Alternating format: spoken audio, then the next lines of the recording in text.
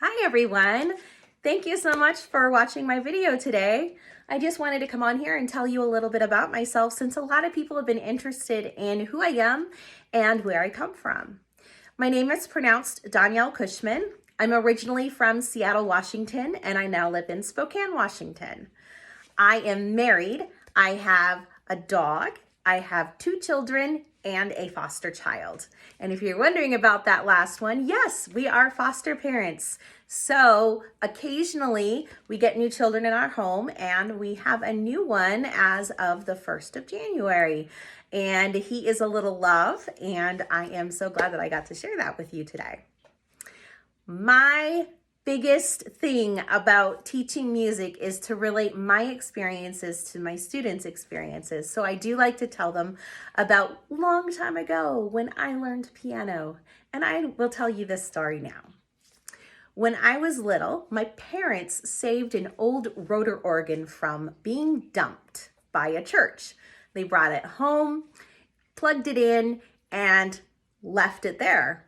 I don't know if the intention was my mother to learn organ or not. I'm not quite sure, because she was a flute player and my dad is not a musician or a singer by any means.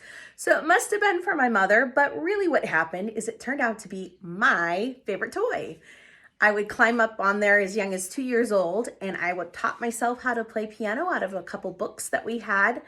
And I even wrote my own song that I still remember today, and I actually have published. It's called Purple Butterfly. It's a very easy little song.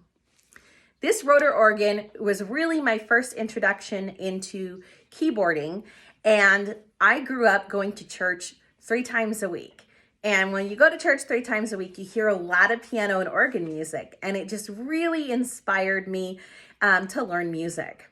My mother also was a flute player, and she taught me at 8 years old how to start playing the flute.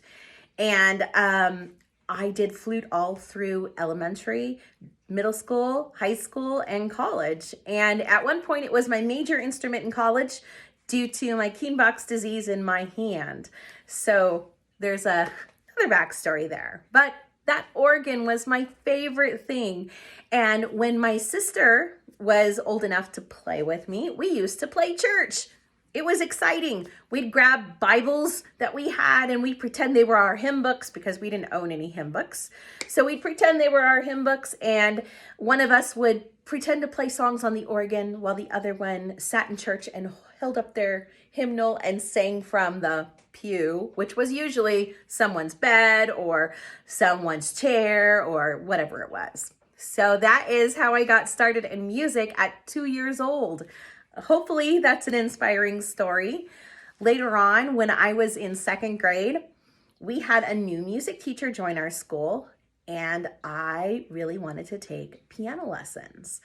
And you had to be a certain age to take piano lessons, and I happened to be 8 years old. And so I went home with this, I remember it was a little yellow piece of paper, and it talked about how the new piano teacher was going to take on a couple of private students, and the lessons were $10 a lesson, which back then wasn't a lot of money, right?